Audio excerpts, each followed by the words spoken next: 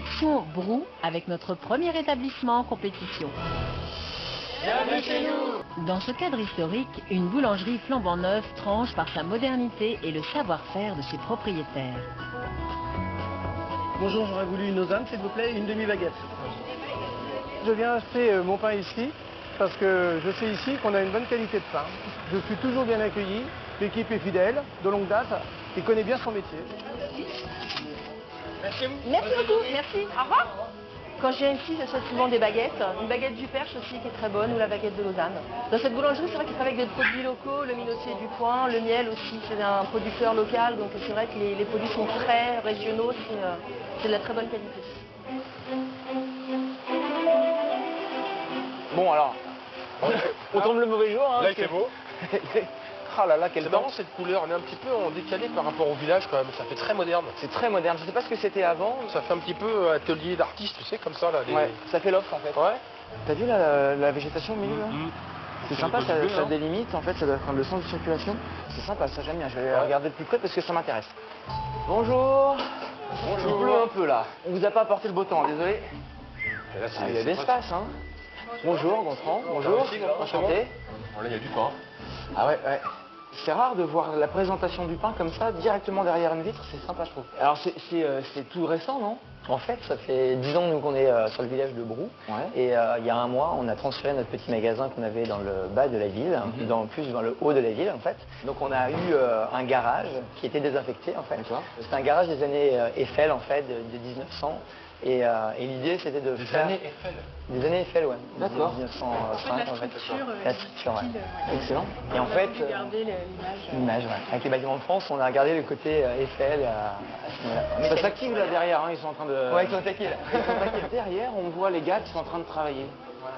Ça c'est sympa. Une boutique entièrement vitrée qui offre une vue imprenable sur le Fournil.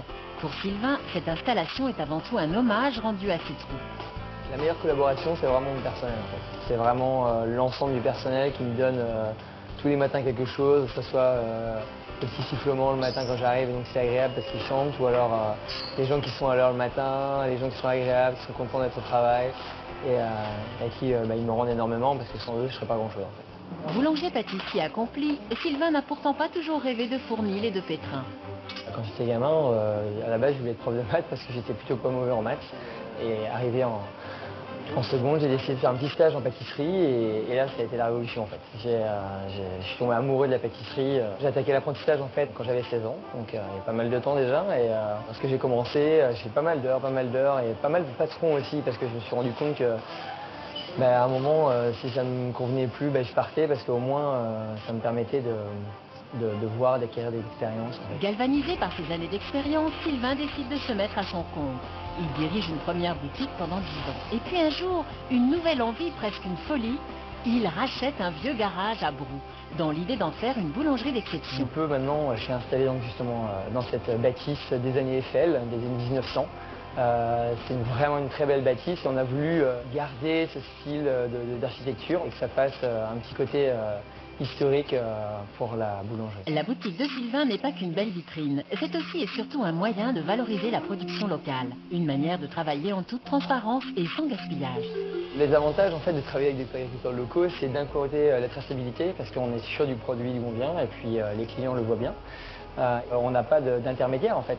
Donc c'est en direct et ça permet au niveau des coûts, au niveau de l'écologie, de faire en sorte qu'il n'y ait pas de suremballage, qu'il n'y ait pas tous ces accessoires qui n'ont pas de sens en fait.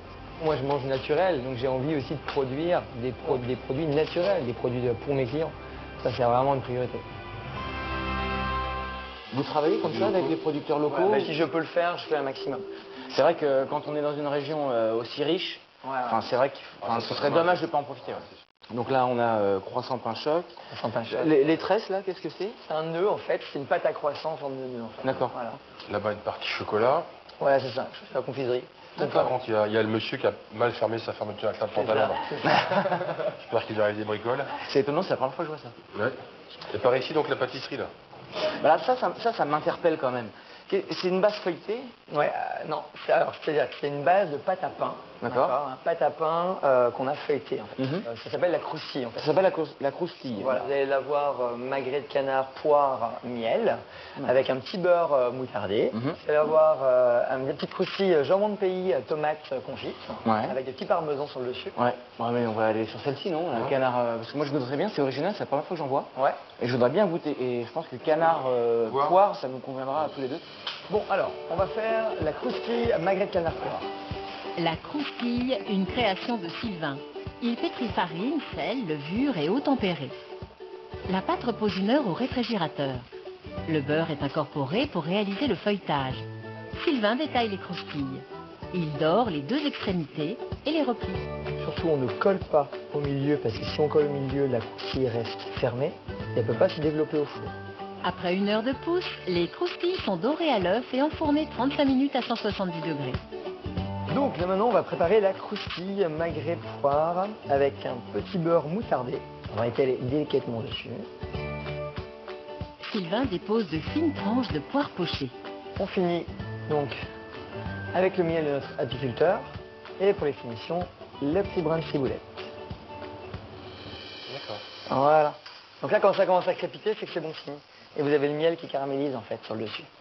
Ah oui, on entend. C'est joli. Là, on a vraiment le parfum du canard là, qui est juste chaud.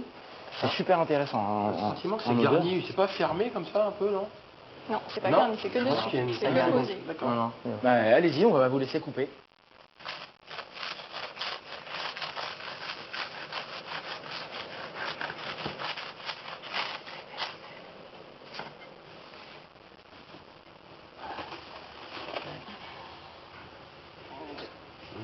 La poire, le canard, c'est très appétissant. Puis on a effectivement donc cette pâte, c'est une pâte à tradition feuilletée.